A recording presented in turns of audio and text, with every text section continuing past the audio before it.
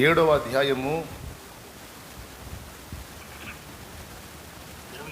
26వ వచనం నుంచి చదువు. మరణము కంటే ఎక్కువ దుఃఖము కలిగించున్నది ఒకటి నాకు కనబడెను. మరణము కంటే ఎక్కువ దుఃఖము కలిగించున్నది ఒకటి నాకు కనబడెను. అది వలల వంటిదై ఉరుల వంటి మనసును బంధకముల వంటి చేతులను కలిగిన స్త్రీ.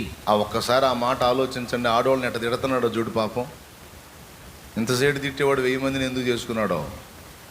ఒకరిద్దరు కాదు, మళ్ళీ మహారాజు 1000 మందిని. మరణము కంటే ఎక్కువ దుఃఖము కలిగించున్నది ఒకటి నాకు కనబడెను. అది వలల వంటిదై ఉరుల వంటి మనస్సును బంధకముల వంటి చేతులను కలిగిన స్త్రీ. దేవుని దృష్టికి మంచివారైన వారు దాని నుండి తప్పించుకొందురు గాని పాపాత్ములు దాని వలన పట్టబడుదురు అన్నాడు.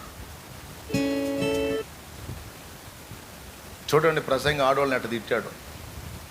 ఎంత భయంకరులు అంట ఆడవాళ్ళు. ఉరుల వంటి మనసు బంధకముల వంటి చేతులు కలిగిన వాళ్ళు అంట.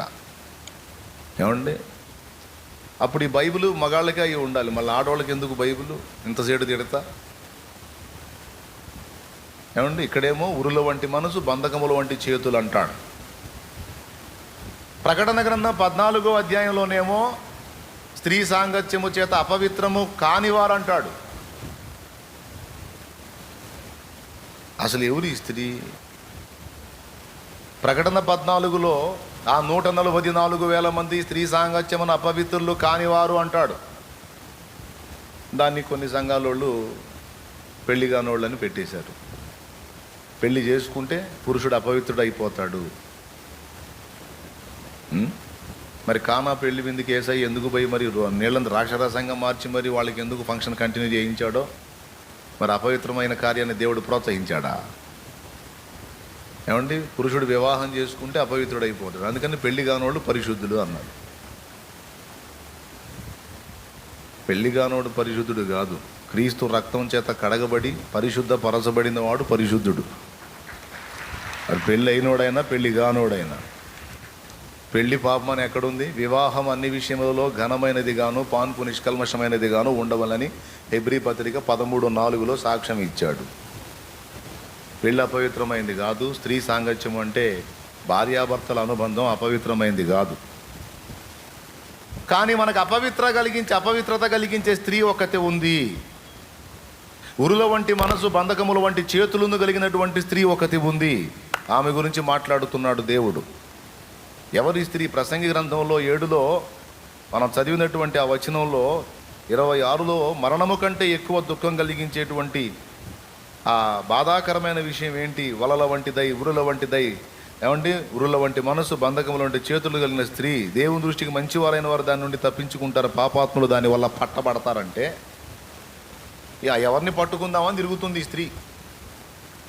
ఎవరి స్త్రీ అంటే అక్షరార్థంగా స్త్రీ కాదు. అక్షరార్థంగా స్త్రీ కాదండి. ఇక్కడ చదివిన ఈ వచనంలోని స్త్రీని అక్షరార్థంగా స్త్రీ అనుకుంటే ఖచ్చితంగా ప్రసంగం తిట్టాలనిపించి దాడోళ్ళకి. దుర్మార్గుడా, మా గురించి ఇలా మాట్లాడతావా? వలల వంటి వాళ్ళమా మేము? ఉరుల వంటి మనసా? బంధకాల లాంటి చేతుల? తరతరాలుగా పురుషుల చేతులు బలైపోతుంది మేము. నువ్వు ఒక్కడివి 1000 మందిని చేసుకున్నావు, బుద్ధుందా నీకు అని రిటర్న్ క్లాస్ ఇస్తారు, తెలుసు ఆ సంగతి. కానీ పరిశుద్ధాత్మ దేవుడు ఇక్కడ స్త్రీతో పోల్చిన స్త్రీ అక్షరార్థంగా స్త్రీ కాదు, మహాబబులోను వేశ్య అంటే లోకం. లోకానికి ఉంది ఆ శక్తి. వలల వంటిది లోకం, ఉరుల వంటి మనసు బంధకాల లాంటి చేతులు కలిగి స్త్రీలని పురుషుల్ని మొత్తాన్ని కలిపి తనలోనికి లాక్కోవాలని చూస్తుంది ఈ స్త్రీ. భార్యాభర్తల యొక్క పవిత్రమైన అనుబంధం పవిత్రమైంది కానీ అది పాపము కాదు. అయితే లోక సాంగత్యము పాపము. యాకోబు రాసిన పత్రిక 4:4 చూడు, తొందరగా చూడు. యాకోబు రాసిన పత్రిక 4:4 వ్యభిచారుణులారా, ఈ లోక స్నేహము దేవునితో వైరమని మీరు ఎరుగరా? కాబట్టి ఎవడు ఈ లోకముతో స్నేహము చేయగోరునో వాడు దేవునికి శత్రువగును. ఇక్కడ చూడండి ఏమన్నాడు? ఈ లోకముతో స్నేహము దేవునితో కొట్లాట.